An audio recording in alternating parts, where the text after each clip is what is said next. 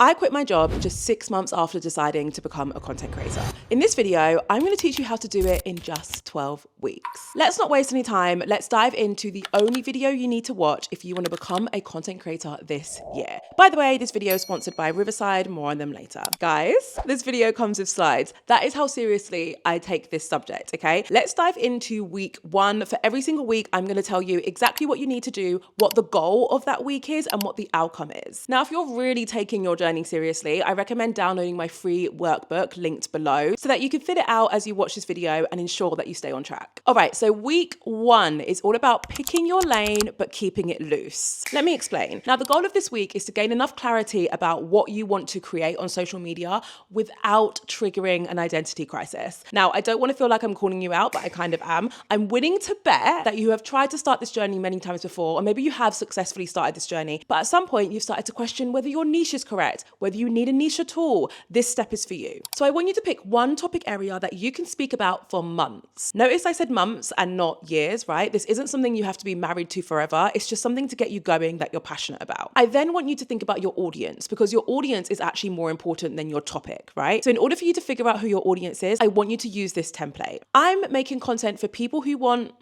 but struggle with. The pauses were for you to fill in.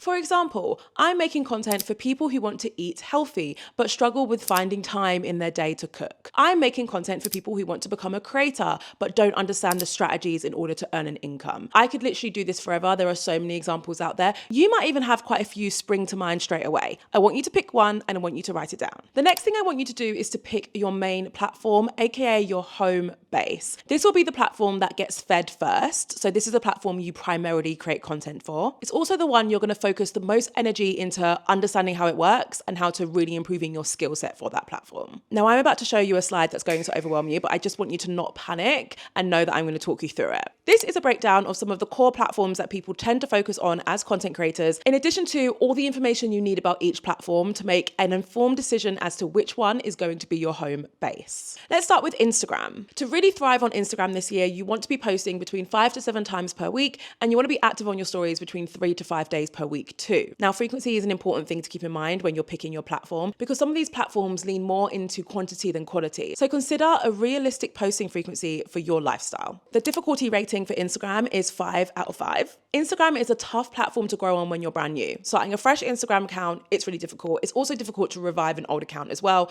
That's why it gets 5 stars out of 5, because it is a tricky platform. Not impossible to grow, but just hard. And that's exactly what I refer to in the considerations. It can be hard to grow on Instagram and also tricky to navigate all of the changes to the algorithm and the platform as a whole. YouTube also gets a 5 out of 5 difficulty rating, despite the posting frequency being a lot less. The reason why is because YouTube content requires a lot of time, effort, planning, kit, the whole lot. If you want to learn more about how to get started on YouTube from scratch, I will link to a video up here. It is worth noting that with YouTube, even though it requires a lot of effort and it's difficult, in my opinion, it's also the most rewarding. It's where you get the deepest community, and it also gives you some of the best opportunities to monetize and make money, which we will come on to later. TikTok is a 3 out of 5. You want to be posting between 1 to 5 times per day, which is a lot, but the content could be a lot more raw and rough around the edges. The algorithm is geared to help you get more reach on TikTok, which is why it's a slightly easier platform to grow on. Note that I said here that it's at risk of being banned in the US. Depending on when you watch this probably won't even be a consideration. X, you want to be posting 2 to 3 times per day, difficulty rating of 3 out of 5. I do not like X as a platform. I will not elaborate, but you can probably guess why. LinkedIn, 1 to 2 times per day, 3 out of 5 difficulty rating. It's having a moment, LinkedIn, and it's really trying to lean into video content and trying to attract more creators. So if you share the type of content that would do well on LinkedIn, because not everyone does, then I strongly recommend you consider it as a platform. And then you've got Pinterest, good old Pinterest. Difficulty rating of 3 out of 5. You want to be posting between 1 to 5 times per day. Pinterest is amazing for e-commerce and website traffic. So if you're a business owner, it could be the platform for you. So by the end of week 1, I want you to have completed your creator sentence and also picked one platform as your home base. Now, I know you might be thinking, I want to be posting on more than one platform. Don't worry, you can. We just need to make sure you're picking the second channel the right way. So you've got your home base channel. I now want you to select 1 to 2 channels that you're going to have as your secondary channels. These are the ones that eat last. So if you have a really busy week and you're not able to create as much as you usually want to, you need to make sure your energy is going into servicing your primary channel and your secondary channels don't get any love that week. This approach ensures that you are consistent on your primary channel. There is no point being inconsistent across 3 channels. It is much better to be consistent on 1 and inconsistent on 2, right? So for your secondary channels, I want you to pick some that are easy to repurpose onto. So if you picked YouTube as your main channel and you're going to be sharing some shorts amongst long form content, that's great. You can repurpose those shorts as Instagram Reels, as TikToks, as LinkedIn videos. Maybe you picked Instagram as your primary channel and you're going to have a lot of carousels. That's great. You can repurpose these carousels on LinkedIn or on TikTok, etc. You want to put some thought into how easy it's going to be for you to take your content from your primary platform and repurpose it onto the other platforms. Make sure this is as easy as possible, otherwise you will struggle to remain consistent across all of them. All right, so by the end of week 1, I want you to have completed your creator sentence and also come up with your platform stack, which is basically the platforms you're going to be on, broken down between primary platforms and secondary platforms. Next up, we've got weeks 2 to 3. This is the only time I combine 2 weeks together, I promise, but it had to be combined together because there is a lot of stuff we need to get done. This week is all about messy volume. So I want you to start creating, but I want you to be free with it. The goal of this week is to post, to learn, and to build confidence. One of the main things I want you to keep in mind here is that we're not trying to mirror the content that your favorite creator makes. We're just trying to start. This is one of the biggest problems I see when I speak to new creators, that they're like, Jade, I want to create a video like yours. And I'm like, my love, it took me 5 years and a whole team of people and a lot of money to get to the point where I create content like I do. So don't compare your step 1 to someone else's step 10. So these weeks are purposely experimental. I want you to start creating using what you already have. So I don't need you to go out and buy fancy equipment. You can just start with your phone. The one caveat I have here is that if you are going to be speaking in your content and you're going to use your phone, it might be worth investing in just a cheap wireless mic from Amazon. Doesn't have to be anything fancy.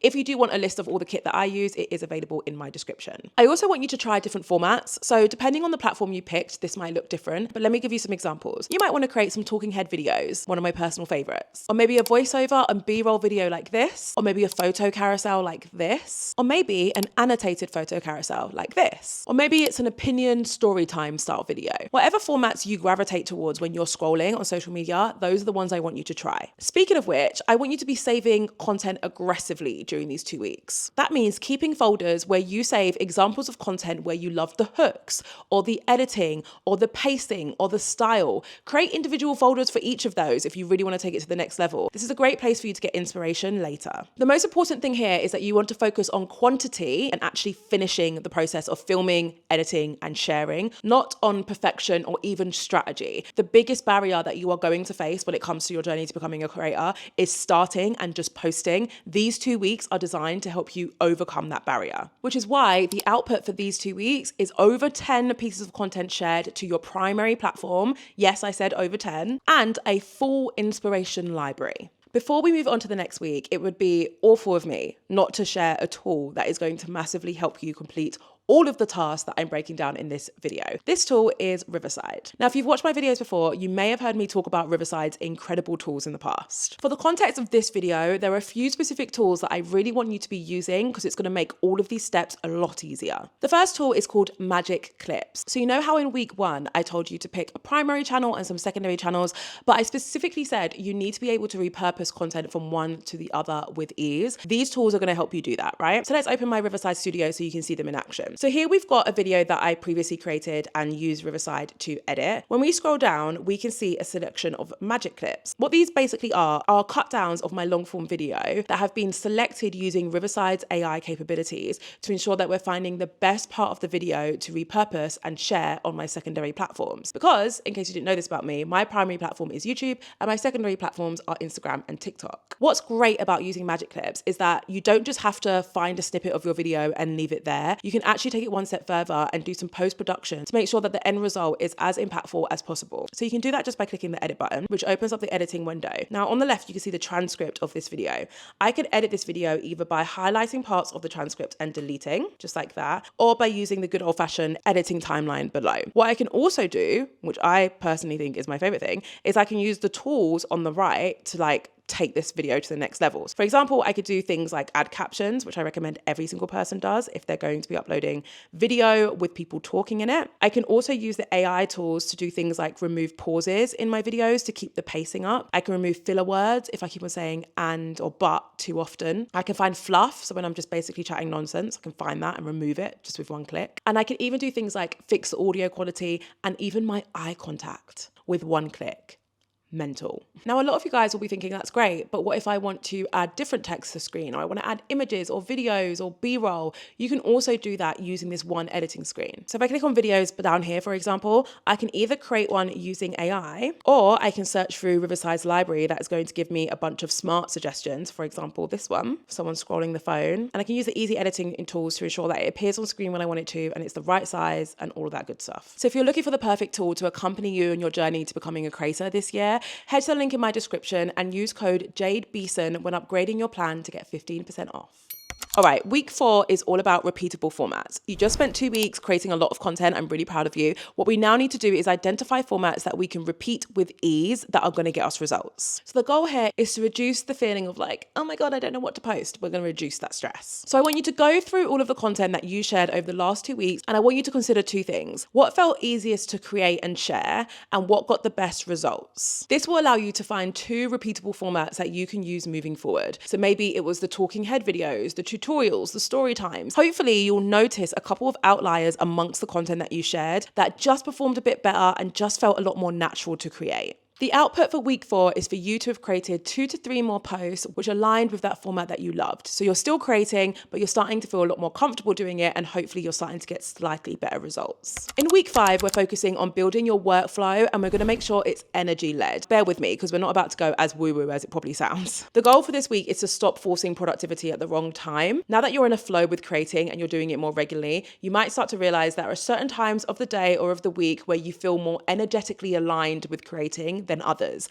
That's what we're trying to focus on this week. So I want you to track when you create best. So is it the mornings versus the evenings, or the weekends versus the weekdays, etc.? I want you to start making note of your energy pattern, which basically means I want you to identify when you find scripting the easiest, or when filming feels the easiest, or maybe you notice that you love to edit when you're in bed on a Sunday. I want you to then create a workflow based on you and everything that you've noted down. No one else. Just because I say that I love to film at 6 a.m, even though now I can't because it's so dark outside, doesn't mean that you have to film at that time. I want you to come up with a schedule which clearly states when you're going to complete each stage of the content creation process. So that includes prep work. So for example, if you film, maybe you need to write a script. If you're doing a carousel, maybe you need to write the copy or create a shot list for all the photos you want to include, right? That also includes the actual production process. So maybe it's going and taking the photos or filming the content. And then that includes post-production. That's the editing and the scheduling of the content to your primary platform. The output for this week is you should have a realistic weekly content creation routine or workflow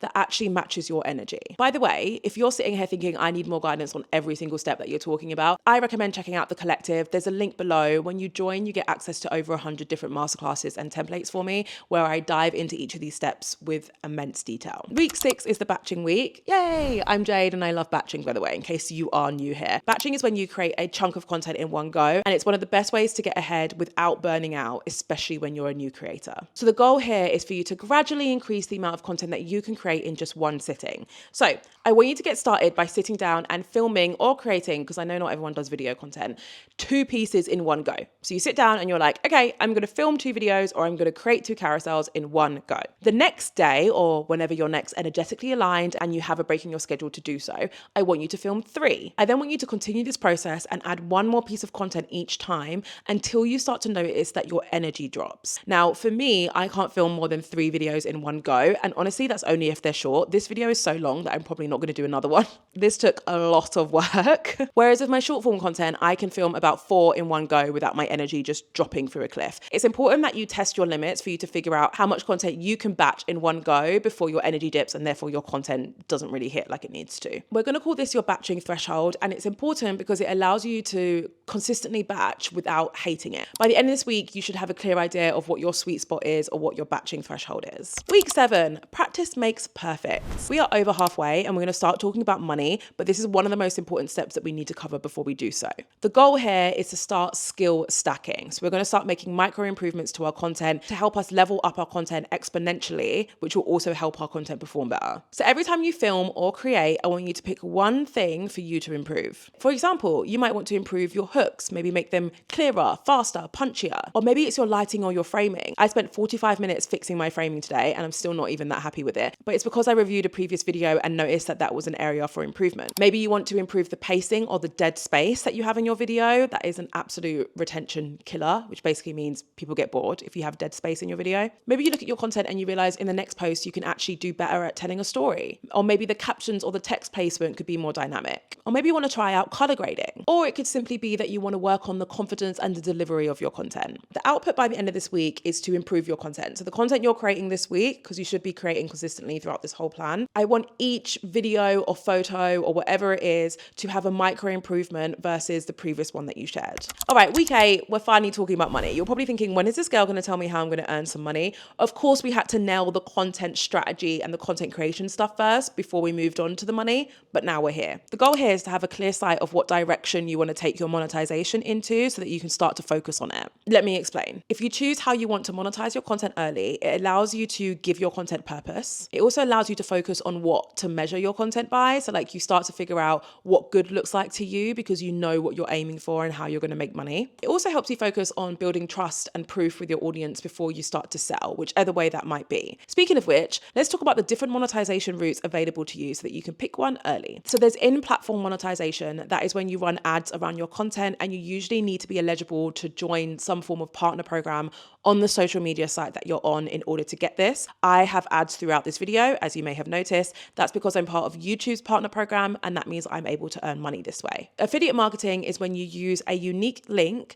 to promote a brand's product or service. When your audience purchases using that link, you earn a commission of that sale. Then you have good old brand partnerships. This is when you work with a brand and they pay you a set fee in order to create content about their product. Audience subscriptions is when you create exclusive content for your audience and put it behind a paywall. I have a membership on my YouTube channel where I share more vlogs and behind the scenes. That's an example of an audience subscription. People also have like Instagram memberships and stuff like that. Products or services is basically what it sounds like. It's when you create a product, whether physical or digital, or you sell a service that you offer to your audience in exchange for money. By the end of this week, I want you to have reviewed those most popular monetization routes, and I want you to pick one, but also know why you picked it. This is important because sometimes you're going to want to quit, so you need something to refer back to remind you why you picked it in the first place. Okay, so now that we've done that, we can move on to week 9, which is all about creating purposely for that income stream. So you're in a flow with creating content now. You've got your repeatable format. You've got a workflow set up, like you've done a lot of work already. But now that we're further along in our journey and you know the way that you want to monetize first, you can now start to create content that will lend itself to that way of monetizing. So the goal here is to align yourself with that money path, shall we call it, without being too salesy. So for example, if you picked affiliates as the core one that you want to focus on, you can start to naturally recommend products or tools in your content. Even if you don't have the affiliate links yet, you can just practice the process of recommending products or tools to your audience. If you want to work with brands, maybe you start to create UGC style content. If you want to focus on subscriptions, you probably want to start to tease exclusive content to your audience to see what the demand is. And for products and services, you need to start creating content which allows you to dig deeper into your audience's pain points and things that they might need help with, because we all know that a good product or service is designed to solve a problem for people. So by the end of this week, you should be creating content that lends itself to your chosen monetization route. This is going to make it so much easier for you to make money once you launch it. Week 10 is about analytics. I'm either going to hear you being annoyed about that or happy about that, depending on the type of person you are. It's specifically about refining what's working, because you've had a good chunk of time creating and sharing content now. We want to get really specific and make sure that we're not wasting our energy and we're actually creating content that works, which is why the goal for this week is to stop guessing and to start letting the data guide you. So you need to head to your analytics on the chosen primary platform. And I want you to look out for these metrics, but I'm also going to tell you what they actually mean, because I feel like we brush over that too often. So if you're looking at your analytics and you're looking at the amount of reach or views that your content gets, what that metric is actually telling you is, are you getting discovered? Do the algorithms like you? Your watch time or retention on your video content, that's telling you, are people sticking around? Like, are you creating content that's engaging enough for people to want to watch the entire way through? Your engagement is going to tell you how people are reacting to your content. So your likes, your comments, your saves, your shares. Some, in my mind, have more weight than others. Think about how easy it is for you to like a post. It's pretty easy. It's a lot less likely that you'll leave a comment or save a post, which to me signals that they're more valuable engagement metrics because they require a lot more effort from your audience audience. So keep that in mind. Speaking of saves and shares, these metrics will tell you how valuable your content is. Is it valuable enough that people want to refer to it later or maybe even share it with someone else? Profile taps and follows. Not every platform will show you this, but if it does, it's basically going to tell you how interested your audience are on finding out more about you, buying from you, just learning from you in general. Now, look, I don't want to leave you hanging, and I really am over-delivering on the value I feel in this video, so let's just continue. When you're going through your analytics, you might notice some numbers and think, okay, I don't really know what to do about that. So I'm going to give you 3 very common scenarios that you're probably going to experience, and I'm going to tell you what to do about the data that you're seeing. The first is if you've noticed that you get high reach but low engagement. So maybe it's a YouTube video, it's getting loads of views but no one's commenting, Instagram reel that's blowing up but no one's liking it, etc. This basically means that your hook or your topic of your content is really, really interesting, but the content itself isn't quite hitting. So what ends up happening is someone watches your video, but by the end they don't feel fully satisfied, which is why they don't then engage with it. To fix this, you want to consider tightening the structure of your content, improving the pace, and making the key takeaway or maybe even the key story a lot more obvious. Alternatively, you might notice that you have low reach but high engagement. This is a problem that I had on my Instagram for a while. This means that the people who do see your content loves it, but the platform you're on doesn't. So to fix this, you need to work on your hook. You need to consider making the video topic more searchable, test stronger titles if you're on YouTube, and more than anything, post more consistently. Last but not least, you get a lot of views, but not many followers. This is a conversion problem. So people enjoyed your content, but not enough to stick around. In order to fix this, you need to make your promise more clear. So remember who your audience are and what you're helping them with. Remember that thing that we defined at the start of this video? Feels like years ago. You need to zone in on that, right? This way, people will leave your video knowing exactly what you have to offer, which will make them want to follow you for more. So by the end of this week, I want you to have a refinement plan. So this is what you're going to continue doing, what you're going to stop doing, and what you're going to improve on, based on the data. Week 11. This is a fun week. 11 is my lucky number, so I thought, let's make this one fun. For week 11, you're going to be focusing on building some creator connections. This is a section that you might want to skip, but it's very, very important that you don't, because week 11 is going to ensure that you retain your growth and sanity in the long run. So the goal here is to make the journey less lonely. To do that, I want you to do a couple things. I want you to find other people in your niche and leave some authentic comments under their content. Not only do social media platforms reward creators who are actually social, it might open the doors to establishing a connection with a like-minded creator. Speaking of which, why not try and DM 3 creators and just be like, hey, love your content. What camera do you use? You know, start a conversation. You never know who's going to reply. It's about forming connections so you don't feel like you're doing this alone. I also want you to consider joining a community where you can seek support. I did mention the collective previously, which is my creator community. We have a Discord channel where everyone shares their wins, their losses, their questions. I'm in there every single day. My team is in there every day. So if week 11 has got you a bit stuck, I do recommend checking that out. The output of this week is to establish some real creator connections and also getting better visibility by being very active. We have got there, guys. It's week 12. My gosh, this has felt like a long video. It's actually mental how much you've achieved. I'm very proud of you. This week is all about monetization. That's right. Specifically, monetizing and building yourself up for longevity. The goal here is to turn all of this incredible momentum that you have established from the last 12 weeks and turn it into income and systems. So this is the week where you could officially launch your first income stream. Remember 2 weeks ago, we established what that was going to be. And hopefully since then, you've been sharing content consistently that leans into that income stream. That's what's going to make this launch super successful for you. Okay. So I want you to refer back to that income stream that you picked. And by the way, this is why the workbook is so useful, because you can just write it all down. It's completely free and it's available in the description. If you're stuck for how to launch your income stream and you want a step-by-step guide, I do recommend my creator income guide, which is also completely free and also available via the link in my description. Once you have launched your income stream, I want you to do a few things. I want you to document your workflow. I want you to start writing down every single thing that you do to create content and to make money. I know it sounds tedious, but it's really important you write it down so you have a record of your workflow. This is also called an SOP, a standard operating procedure, by the way.